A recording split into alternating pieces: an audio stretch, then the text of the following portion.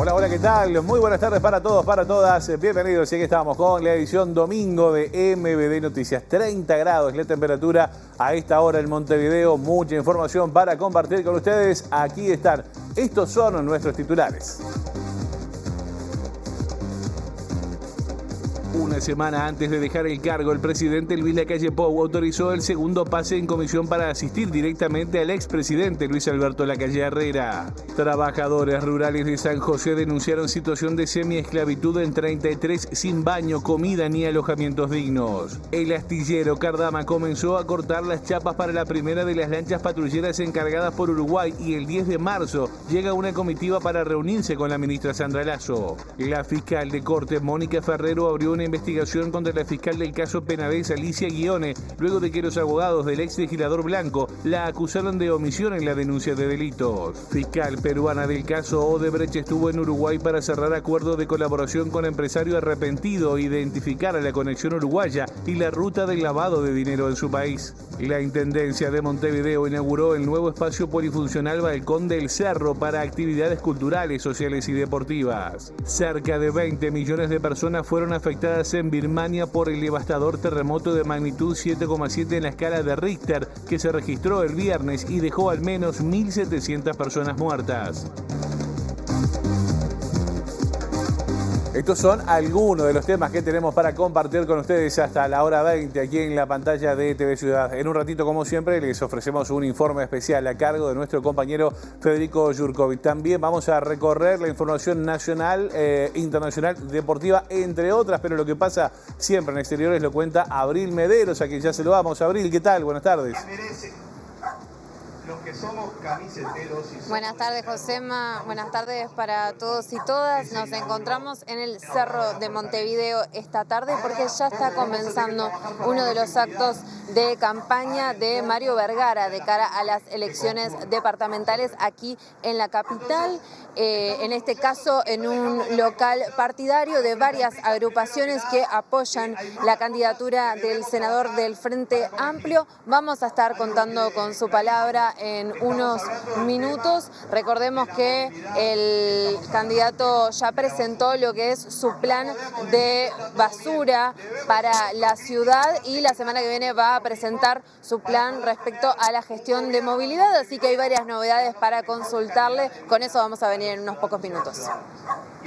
Muy bien, perfecto, Abril. En un rato retomamos el contacto, nos vamos una vez más hasta el cerro. Gracias, entonces. Nosotros vamos a comenzar el desarrollo de la información. Decíamos 30 grados de temperatura a esta hora, pero el Instituto Uruguayo de Meteorología ha emitido una doble advertencia naranja y amarilla. Ahí lo ven en el mapa del Instituto Uruguayo de Meteorología por una perturbación atmosférica asociada a masas de aire húmeda e inestable que afecta al país, generando tormentas, algunas que serán puntualmente fuertes. Cabe destacar que en las zonas de tormentas que ustedes ven en el mapa se podrá registrar una intensa actividad eléctrica acompañada de lluvia abundante en cortos periodos, ocasional caída de granizo y también rachas de fuertes vientos, dice Inumet en su advertencia que está publicada, como decíamos, hace pocos minutos y que se extenderá por lo menos hasta la hora 22:30. Desde el instituto, Néstor Santayana dijo, entre otras cosas, que lo más fuerte aquí en Montevideo, por ejemplo, y en el área metropolitana, será sobre la hora, 21, 22:30. Pero vamos a ver lo que decían hace un ratito nada más desde Inumet. Durante la semana hemos emitido distintos avisos y actualización de estos avisos, mencionando tormentas fuertes y puntualmente severas asociados a un sistema frontal que viene desde la provincia de Buenos Aires y va a afectar en las próximas horas el centro, sur, suroeste y sur de nuestro país, y posteriormente durante la madrugada se va a desplazar hacia el norte del territorio. Cuando hablamos de tormentas fuertes y severas, hablamos de granizo, hablamos de ráfagas fuertes y muy fuertes asociadas a esta zona de tormenta, hablamos de intensa actividad eléctrica y también de precipitaciones abundantes, puntualmente copiosas, pero en este caso se va a dar en un periodo inferior a 3 horas. Es decir que en sí, si nosotros tomamos todo el evento, las precipitaciones pueden oscilar entre los 20 y 50 milímetros puntualmente superiores, pero todo eso va a ocurrir en menos de 3 horas. ¿Cómo sigue esto para la madrugada? Bueno, como mencionaba, las tormentas ingresan ahora en la noche en el suroeste, centro-sur y área metropolitana, y durante la madrugada van a afectar el este del país y también el norte del territorio.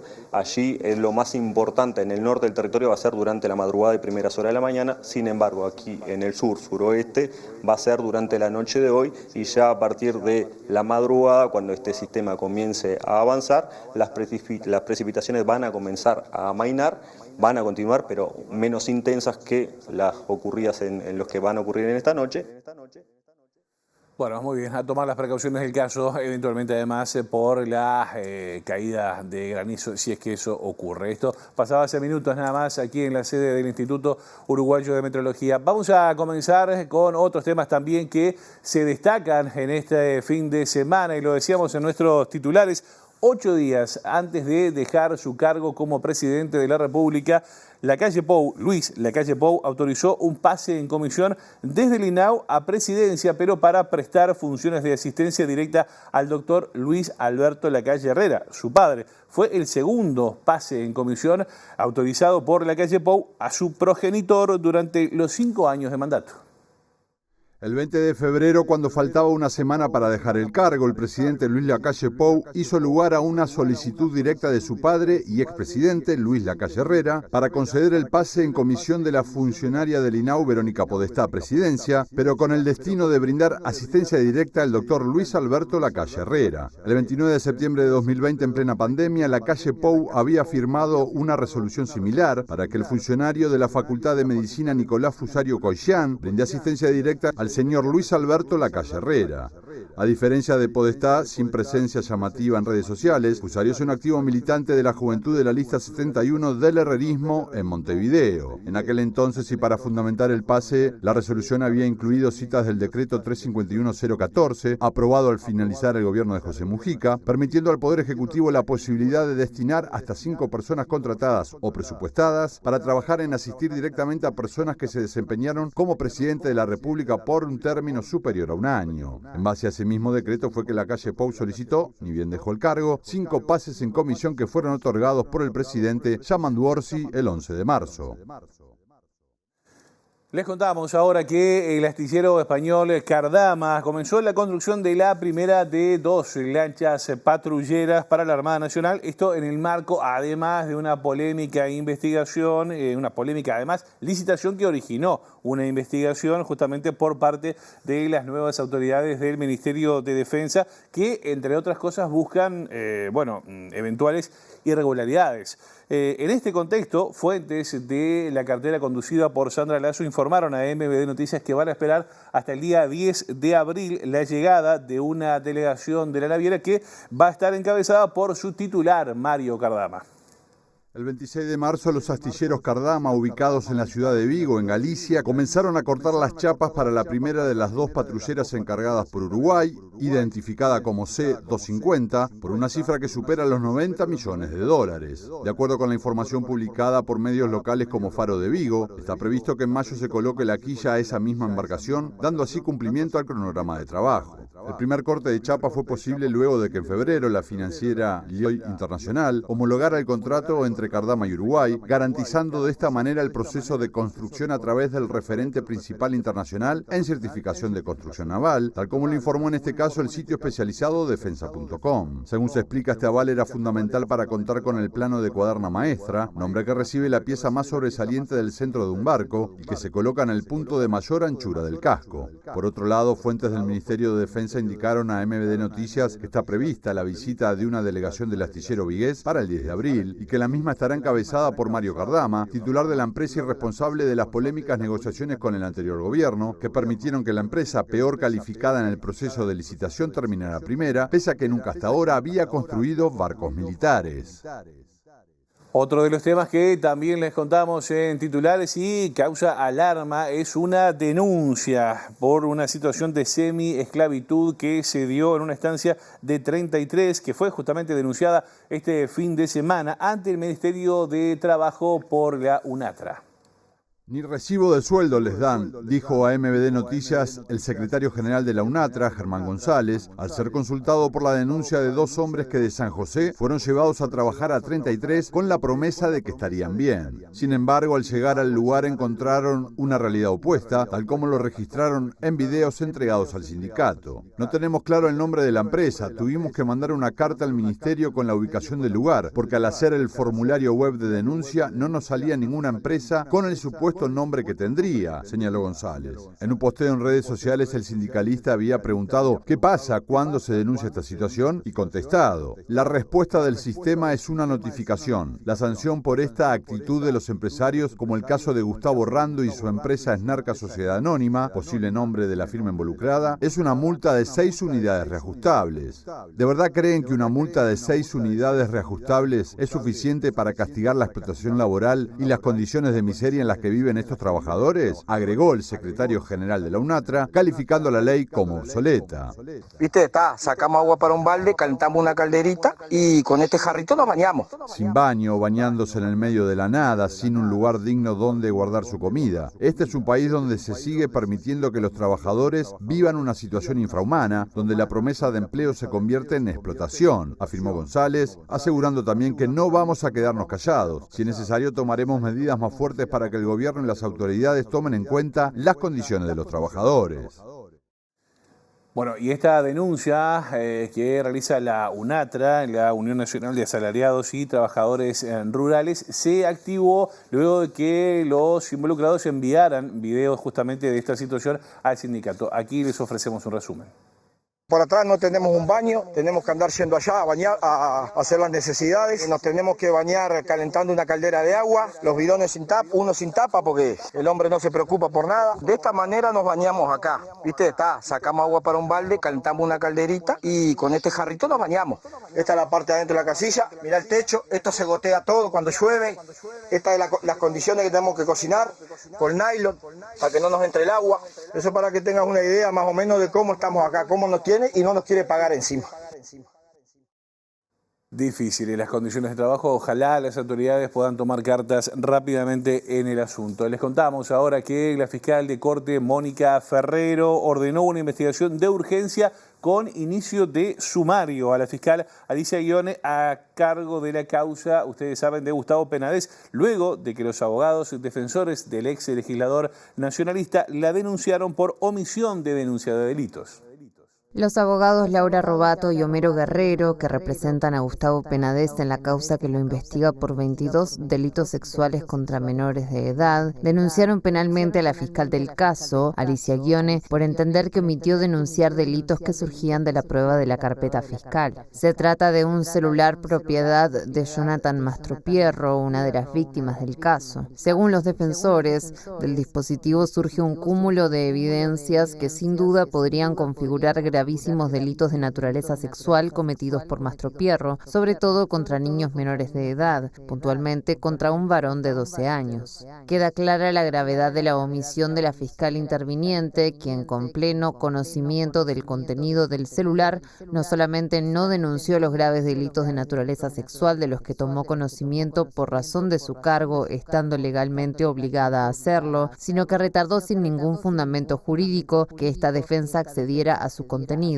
Reza el escrito de la denuncia presentada el 5 de febrero, consignada por Montevideo Portal. El tema fue tomado por la fiscal de corte subrogante, Mónica Ferrero, quien dispuso una investigación de urgencia con inicio de sumario a Guione, según informó Subrayado. La revisión de la actuación está a cargo del fiscal de flagrancia, Diego Pérez, en tanto el accionar de Mastropierro será investigado por la fiscal de delitos sexuales, María Sigona.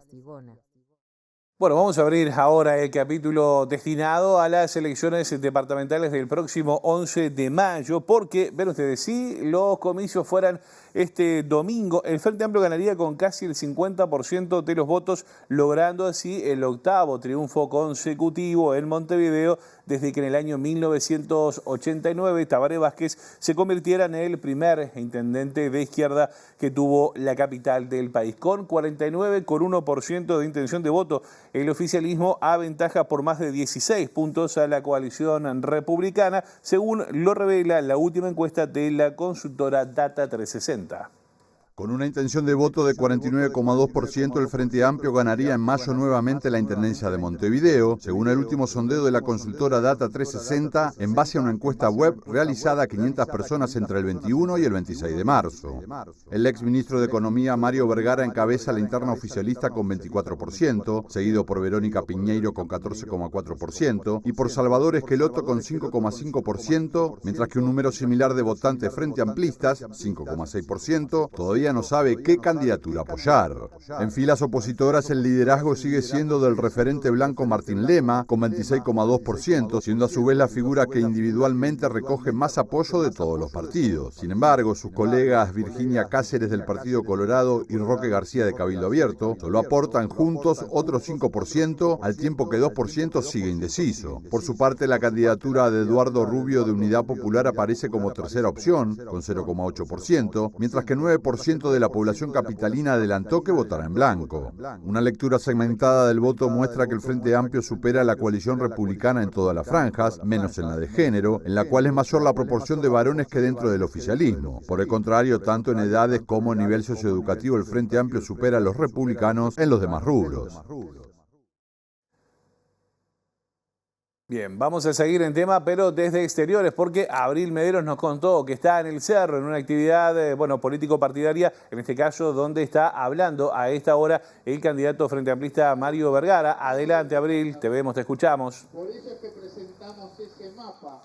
Sí, Josema, exactamente, ya comenzó la oratoria aquí del candidato Mario Vergara en el centro de Montevideo, abordando lo que les comentaba recién sobre la gestión residual. Vamos a escucharlo.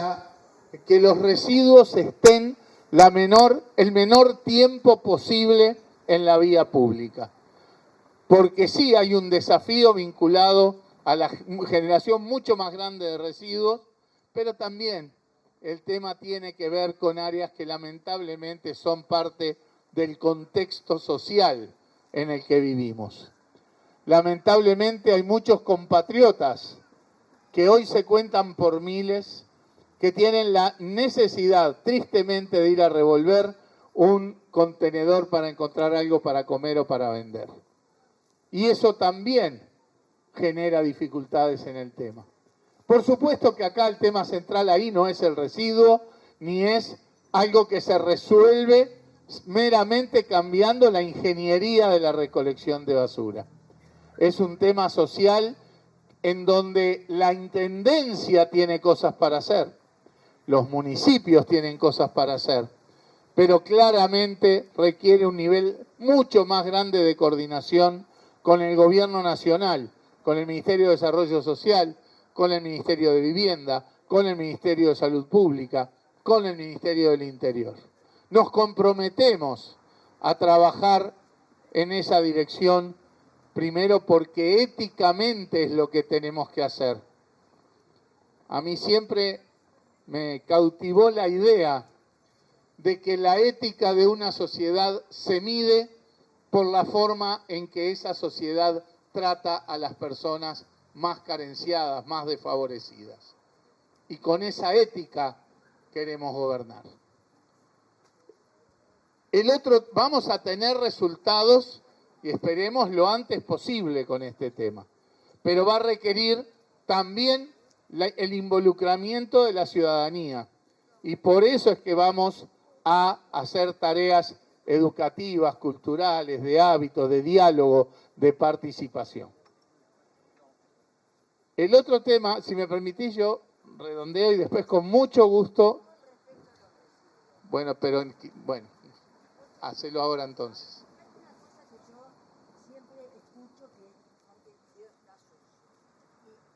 Lamentablemente, siendo frente amplista, que en muchos casos somos los ciudadanos Montevideo los que somos sucios. Porque acá en el cerro tenemos los contenedores, tenemos el cambio de contenedores. Yo salgo a caminar por la zona y hay un contenedor desbordado y todos los demás están correctos y limpios. Yo salgo a comer, perdón, ¿molesta? No, usar el micrófono al lado de la boca. No, me da vergüenza. Yo salgo a caminar por la zona y veo tirado un electrodoméstico, una cocina. Hace años que hay un teléfono donde llamar para que retire. Yo he llamado para que el levanten la boda y la han levantado.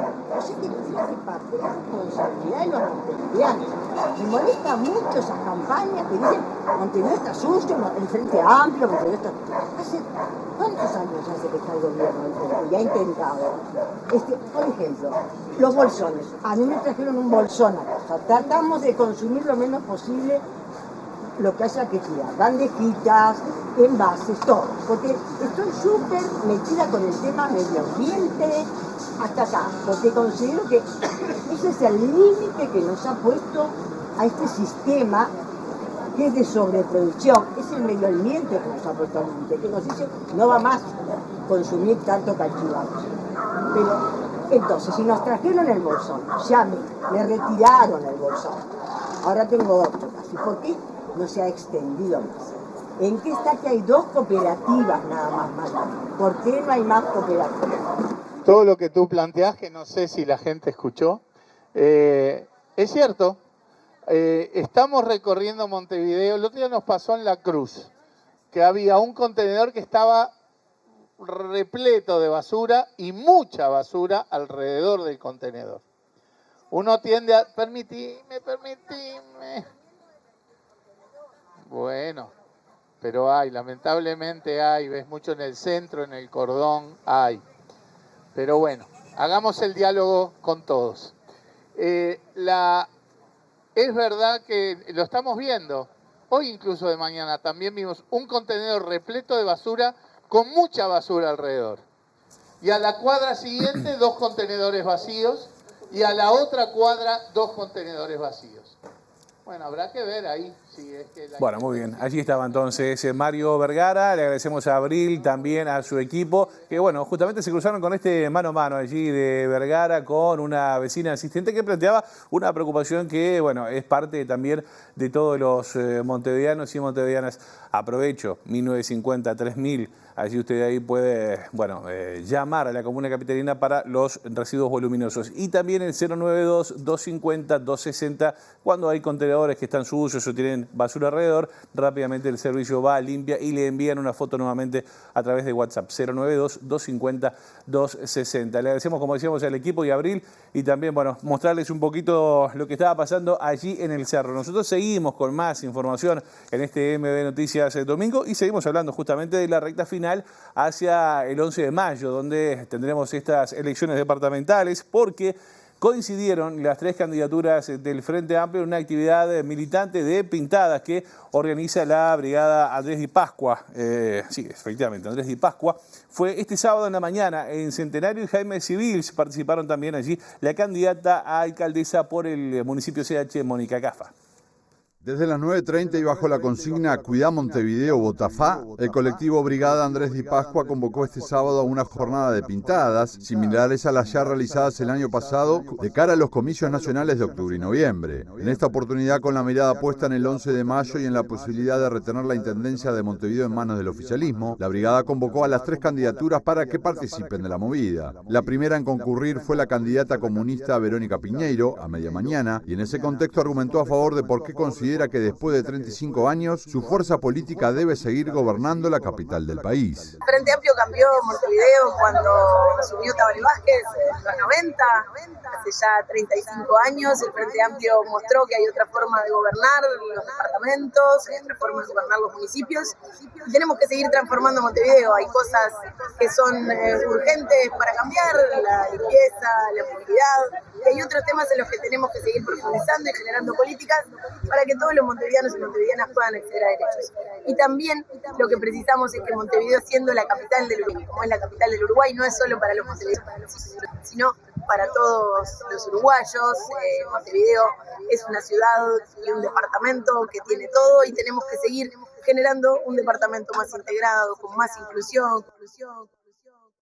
Y con tono de campaña electoral, el Movimiento 26 de marzo celebró sus 54 años aquí en un acto en la capital. En ese marco, Eduardo Rubio, candidato a la Intendencia capitalina por ese sector, por Unidad Popular, que integra al movimiento, reivindicó los valores de la izquierda de su partido y lo distinguió además de la gobernanza del Frente Amplio.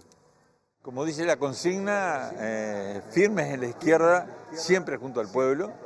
Hoy a mí me toca cumplir otro rol porque soy candidato común a la Intendencia por toda la Unidad Popular Frente de Trabajadores, pero obviamente no puedo sacarme la camiseta, son para mí también 54 años de militancia en el 26 de marzo.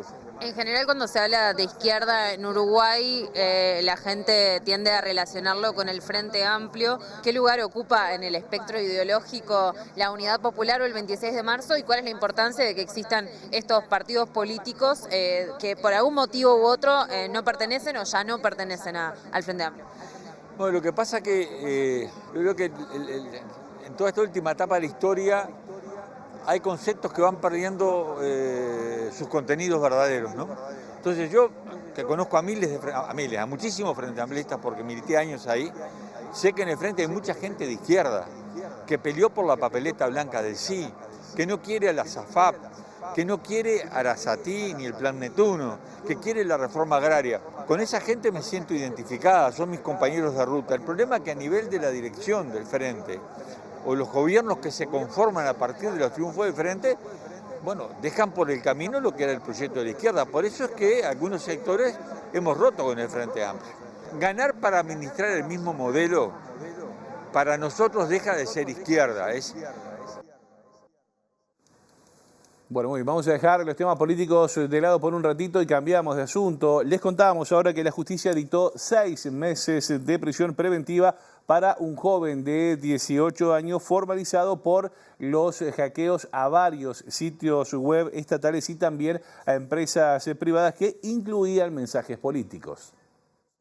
La justicia decretó como medida cautelar la prisión preventiva por 180 días para el joven de 18 años señalado como responsable de hackear los sitios web de varios entes estatales, como el del Ministerio de Desarrollo Social el 25 de marzo, la Dirección Nacional de Aviación Civil el 17 de marzo y el Ministerio de Salud Pública el año pasado, además del hackeo a la web de Buquebús el 19 de marzo y de Las Piedras Shopping también ocurrido el año pasado. En varios casos las intervenciones incluían mensajes de índole política. Los políticos de Uruguay son una basura, Orsi corrupto, se leía en la web de Buquebús tras el ciberataque, mientras que el de la Dinasia advertía, Uruguay cada vez está peor, nos cansamos del progresismo, además de publicar el número de teléfono del presidente llamando Orsi. Los delitos imputados al joven son 2 de vulneración de datos agravado, 1 de acceso ilícito a datos informáticos y 3 de interceptación ilícita, todos en calidad de autor.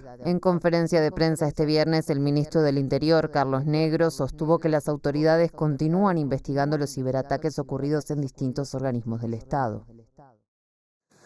A propósito de esto último que escucharon allí en la palabra de Abril Mederos, este domingo los sitios web del gobierno uruguayo sufrieron una caída masiva. Las páginas identificadas con la terminación gov.ui quedaron inhabilitadas hasta por lo menos hace un rato. La Agencia de Gobierno Electrónico de la Sociedad de la Información y también de Conocimiento, AGESIC, está justamente trabajando en este asunto. Vamos a cambiar de tema ahora. Les contamos algo que iniciamos el domingo pasado en esta edición informativa, porque justamente allí en un móvil con Abril Mederos, la directora general de salud del Ministerio de Salud Pública, Fernanda Nosar, adelantaba en este informativo que se venían las campañas de vacunación pensando en el invierno y también en las últimas horas surgieron novedades.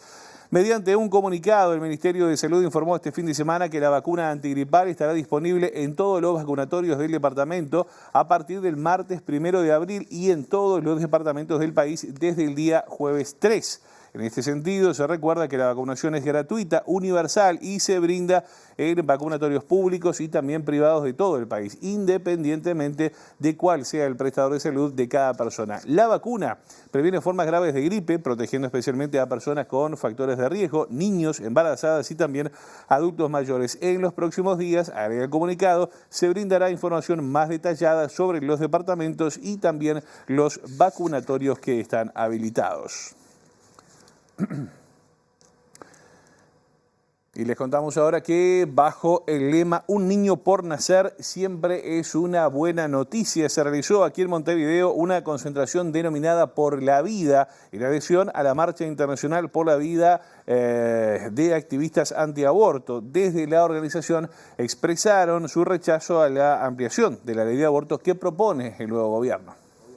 Una mujer que luchó o militó a favor del aborto, te aseguro que no está preparada para vivir ese proceso de las contracciones y de expulsar a un hijo y verlo. Entonces también tiene el derecho a ser contenida y abrazada porque a alguien no le pasó la información que le tenía que pasar, ¿no? ¿Y qué es lo que pasa hoy? Ese equipo interdisciplinario que no hace su trabajo y es el nuevo gobierno que quiere extender a 20 semanas el aborto y sacar el equipo interdisciplinario que no funciona muy bien, pero son 5 días de reflexión que vos no sabés si esa madre en esos 5 días de reflexión puede tener a alguien que se le cruzó y que la puede ayudar a contener y llevar adelante. Antes de las elecciones sí nos reunimos y tocábamos y golpeábamos puertas de diputados, senadores, hasta en su momento del presidente Lacalle, ¿no? Dando opciones, dando nuestras manos, dando nuestro trabajo, nuestro tiempo totalmente gratuito, nuestros folletos, nuestro conocimiento para ayudar gratuitamente y no les interesa. Es que no les interesa, no deja de ser algo muy poderoso, no deja de ser un negocio y la gente no le interesa al gobierno le interesa gobernar. Pero date cuenta que hoy la tasa de natalidad en Uruguay está por los pisos históricamente, vos lo habrás estudiado, hay 30.000 nacimientos por año y hay más de 10.900 abortos por año. ¿Te das cuenta que un tercio está siendo abortado? Señoras y señores, momento de informe especial en esta edición domingo de MD Noticias y es por eso que ya recibimos con mucho gusto al señor Federico Jurkovic. Fede, ¿qué tal? Buenas tardes, bienvenido. ¿Qué tal, Josema? Con mucho gusto también te saludo a ti, a la gente que nos acompaña en sus casas domingo a domingo para compartir la información en particular y este informe especial concretamente, José. Un gusto. Como siempre, nosotros adelantamos ya con nuestros titulares. Hoy tiene que ver con el caso Odebrecht nuevamente. A ver, contanos de qué va. Exactamente, Josema. Tú sabes que el caso Odebrecht de alguna manera nace en Brasil porque esta constructora, la principal de América del Sur, de América Latina, diría yo, se vio involucrada en una serie de escándalos en distintos países. Uruguay no estuvo exento por distintas razones, ya iremos a eso, pero tú recordarás sobre todo que el caso de Odebrecht en Brasil terminó con Lula da Silva preso durante más de un año, eso le impidió postularse a la presidencia nuevamente y nos trajo a Jair Bolsonaro como presidente aquí a la región. Después se supo que toda la trama Odebrecht en Brasil había sido coordinada de Estados Unidos y se fueron desatando cada uno de esos expedientes hasta declarar a Lula absuelto de todos esos delitos, liberado, y ya sabemos, hoy Lula es presidente de la República de Brasil nuevamente. Pero, sin embargo, un montón de causas penales siguieron avanzando en la región y en Perú ha sido uno de los casos emblemáticos porque todos los últimos presidentes, Josema, están investigados, incluyendo a la García, que se terminó suicidando a punto de ser detenido. Y en la trama Perú, concretamente, hay muchos uruguayos que están involucrados. Pero esto solo para introducirnos a algo que pasó este fin de semana. A ver, ¿y qué pasó? Y fue la llegada de la fiscal especial del caso Odebrecht en Perú, ella se llama Nori Vega, estuvo aquí en Uruguay y firmó un acuerdo de cooperación con un arrepentido en este tape, en este documento que aportamos con audio y video. Hay más detalles. El caso Odebrecht, como se conoce a la cadena de pago de sobornos realizados por la constructora brasileña a altos funcionarios de distintos gobiernos de la región, comenzó a escribir un nuevo capítulo en Uruguay y en Perú. La información publicada por el diario oficial El Peruano indica que la procuradora Nori Vega del caso Odebrecht fue autorizada a viajar a Montevideo entre el 26 y el 28 de marzo para suscribir el jueves 27 en el consulado el acuerdo de beneficios y colaboración eficaz con el aspirante a colaborador identificado con código número 182-2020-1.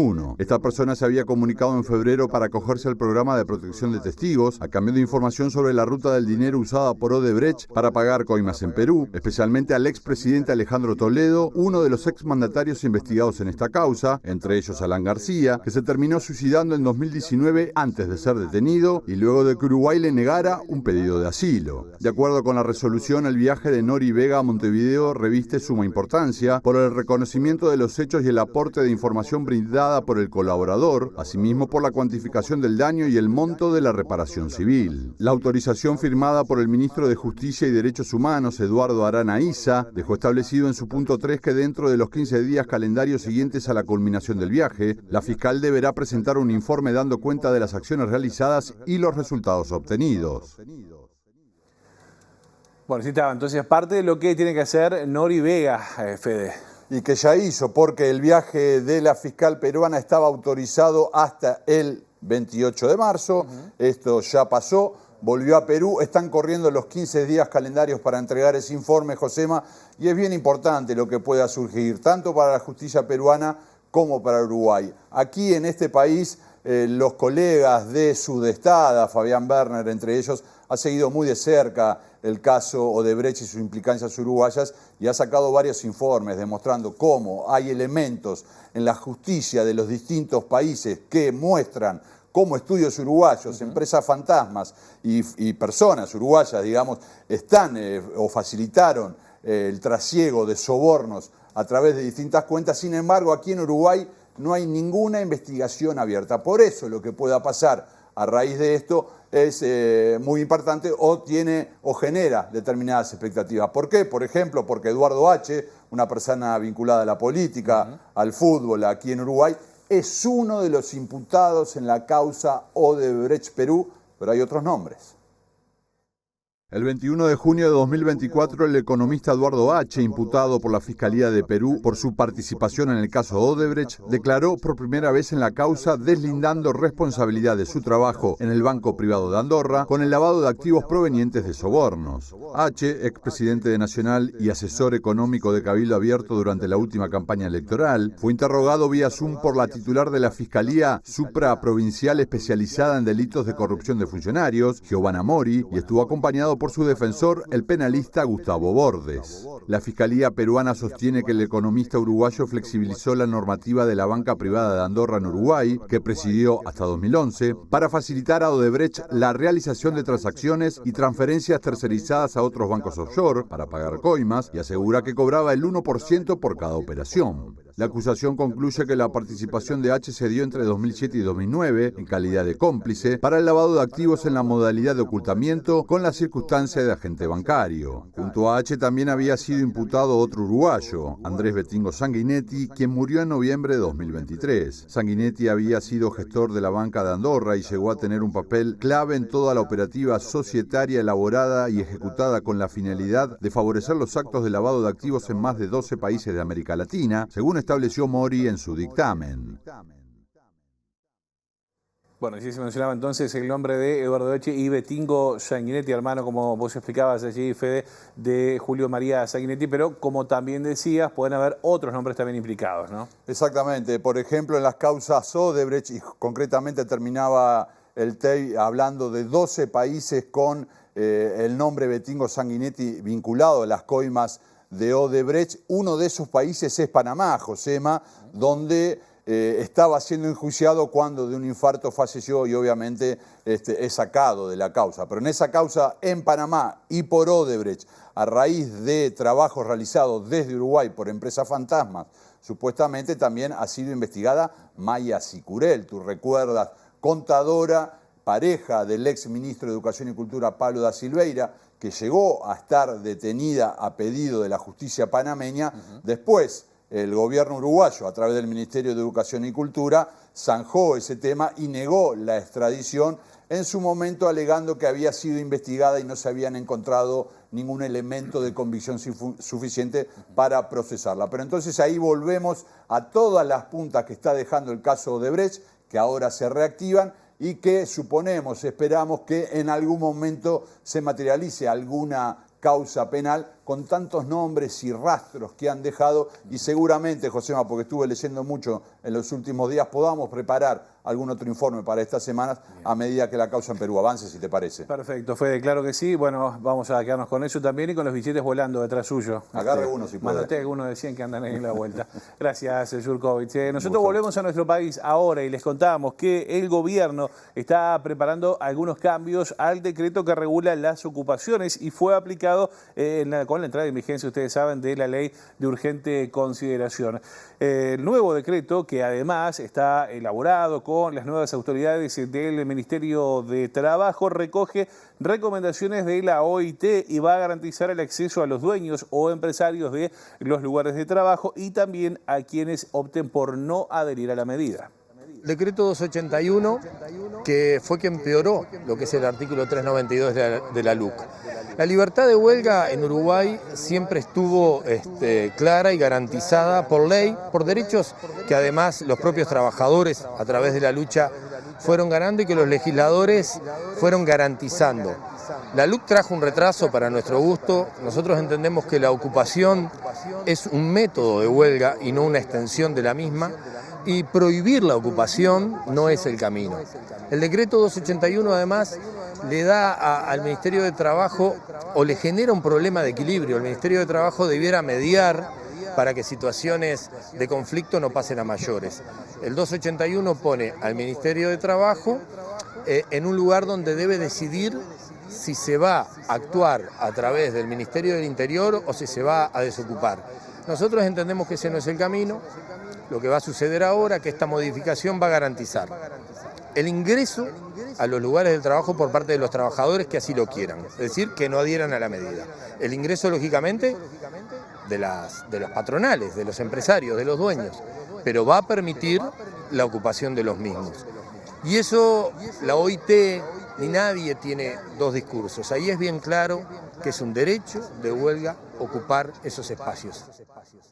Sí, hace un rato estábamos en el cerro con el móvil de Abril Mederos y volvemos para contarles que comenzó a funcionar una nueva línea de ómnibus en aquel barrio, la L8, que desde el pasado viernes se une durante toda la jornada a barrios de Santa Catalina y Casabó con el cerro sin necesidad de tener que pasar por la terminal. Tiene una frecuencia de 1 hora y su recorrido busca potenciar la llegada recientemente inaugurado Balcón del Cerro, ubicado en lo que era el antiguo Parador del Cerro. La línea local L8 comenzó a funcionar en paralelo con la inauguración del nuevo espacio polifuncional Balcón del Cerro, que se realizó el viernes 28 con la presencia del intendente de Montevideo, Mauricio Zunino, y de la vicepresidenta y ex intendenta Carolina Cose, entre otras autoridades nacionales, departamentales y municipales. Se trata de un espacio de más de 1.200 metros cuadrados construido en lo que fuera el Parador del Cerro y está destinado a la realización de actividades deportivas y culturales, así como para talleres, cursos y encuentros de vecinas y vecinos, entre otras posibilidades. El punto de partida de la línea L8, a cargo de la empresa CUTSA, es la terminal de Santa Catalina y su destino la terminal del Cerro, pasando por el barrio Casabó y haciendo una parada en Cuba y Ecuador, la cual permite acceder al Balcón del Cerro. Además de la posibilidad de llegar fácilmente a este espacio público, la línea 8 conectará los barrios Santa Catalina y Casabó con la Villa del Cerro directamente, sin tener que transbordar en la terminal. Hará un recorrido circular y funcionará desde las 6:30 horas hasta las 20 con frecuencia cada 60 minutos. Y a propósito de la apertura y la inauguración del nuevo Balcón del Cerro y su impacto en la zona y también en la ciudad, hablaron el intendente de Montevideo, Mauricio Zunino, y también la directora de Cultura, Débora Quirin. Ambos destacaron que la obra fue el resultado del proceso participativo que comenzó con un llamado a la presentación de propuestas para justamente revitalizar el antiguo Parador del Cerro. Era necesario que este espacio empezara a tener cierto arraigo por las vecinas y los vecinos, por lo tanto hubo todo un trabajo de sensibilización, de propuesta, de armado en conjunto de actividades, donde La actual directora fue parte de los equipos que trabajaron, digamos, con contacto con el barrio, con las distintas organizaciones sociales de la zona, pensando qué tipo de actividades eran las que el barrio más demandaba. El resultado de esto fue un proyecto entre 43 propuestas. La Intendencia llevó adelante un concurso junto con la Facultad de Arquitectura y con el municipio A, con el propósito justamente de que esto fuera un lugar de referencia no solo para el barrio, sino también para la ciudad. Y estamos hablando de un enclave con un alto nivel de vulneración social, que también se llevaron a cabo una serie de realojos, o sea que también era revitalizar, como lo planteaban, un lugar muy emblemático. Creo que todos hemos heredado cuentos o lo hemos vivido, esto de las décadas de gloria del Parador del Cerro, al que se acercaban al barrio importantísimos artistas, desde Citar Rosa a Piazzolla, Vinicius o Mercedes Sosa.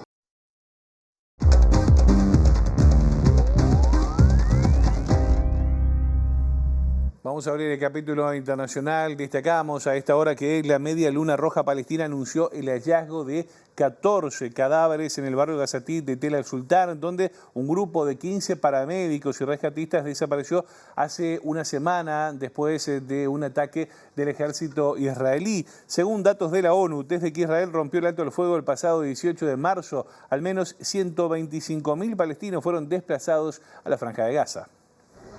El número de cuerpos recuperados ha ascendido a 14 hasta la fecha, incluyendo 8 técnicos de emergencias médicas, 5 miembros de la Defensa Civil y un empleado de la Agencia de las Naciones Unidas. Continúan los esfuerzos para encontrar más cuerpos, confirmó hoy la Media Luna Roja tras coordinar un desplazamiento a la zona asediada por Israel. El grupo estaba en paradero desconocido desde el domingo 23 tras acudir a Rafah para auxiliar a varios heridos debido a los bombardeos israelíes. Tras el hallazgo de estos cuerpos sobre los que la Media Luna Roja no ha dado más detalles, queda solo un sanitario desaparecido. En una conferencia en su sede de Albirej, cerca de la urbe cisjordana de Ramalá, el presidente de la Media Luna Roja Palestina, Shounis Al-Khatib, calificó estos ataques israelíes como un crimen premeditado, punible por el derecho internacional humanitario, que la ocupación continúa violando a la vista de todo el mundo. La organización cree que tras el ataque, el ejército israelí alteró intencionalmente el lugar y enterró los cuerpos de algunos ciudadanos utilizando excavadoras y maquinaria pesada. Por su parte, Israel reconoció en un comunicado haber abierto fuego contra vehículos sospechosos y que tras una investigación inicial se determinó que algunos de esos vehículos eran ambulancias y camiones de bomberos, pero lo justificó alegando que trasladaban milicianos de Hamás y de la Yihad Islámica, los cuales habrían sido eliminados.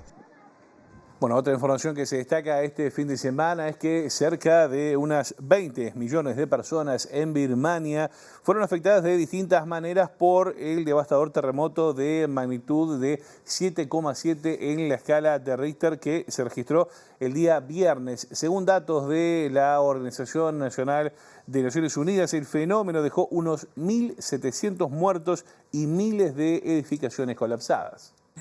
Las réplicas y el daño a infraestructuras clave agravan la situación en Birmania 2 días después del terremoto de 7,7 grados que sacudió el centro norte del país, donde empieza a evidenciarse la enorme destrucción causada por el sismo, que ha dejado al menos 1.700 muertos. Uno de los lugares más afectados, según fuentes sobre el terreno y agencias de la ONU, es la ciudad de Mandalay, la segunda mayor de Birmania, con alrededor de 1,5 millones de habitantes y cuyo aeropuerto permanece cerrado y carreteras y puentes cercanos dañados. La junta militar que gobierna el país desde el golpe de 2021 informó en la noche del sábado que hay al menos 1.644 muertos, 3.408 heridos y 139 desaparecidos, con el estado de emergencia declarado en varias regiones, incluida Mandalay. El difícil acceso a la zona junto al epicentro y las réplicas son otro óbice a las tareas de ayuda y rescate. Según el último recuento del Servicio Meteorológico de Tailandia, hubo unas 180 réplicas en las 48 horas posteriores, aunque todas de menor magnitud. El terremoto, el mayor en décadas en Birmania, sucedió a 10 kilómetros de profundidad y se sintió con intensidad en Bangkok, donde las autoridades tailandesas confirmaron al menos 11 muertes, y en la provincia china de Yunnan, entre otros lugares. Cientos de rescatistas de China, Rusia, Singapur, India y Tailandia participan en las tareas de ayuda en Birmania tras una petición del ejército. Por su parte, Naciones Unidas y grupos humanitarios, que advierten de una grave escasez de suministros médicos, empezaron a desplegar equipos quirúrgicos y hospitales de campaña para brindar atención médica en el terreno.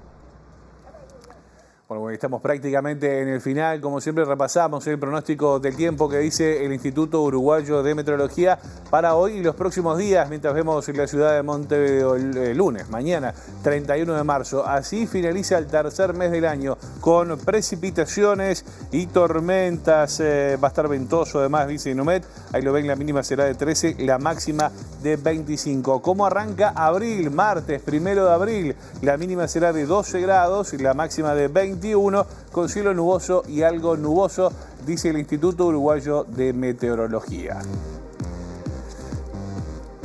Les recordamos además que hay una advertencia emitida por Inumet de doble alerta, naranja y amarilla para la zona metropolitana y también para buena parte del litoral del país. Esto por fenómenos de tormentas puntualmente fuertes, ocasional caída de granizo, entre otras cosas. Lo peor, decían desde Inumet, puede venir sobre las 10 de la noche aquí en la capital, así que a tomar las precauciones del caso. Nosotros hasta acá llegamos con la edición domingo de MB Noticias. La información vuelve a nuestra pantalla mañana tempranito a las 8, después a las 13 y también a las 18:55. Nos vamos, los dejamos con los principales titulares de la jornada y lo que se viene a la pantalla de TV Ciudad.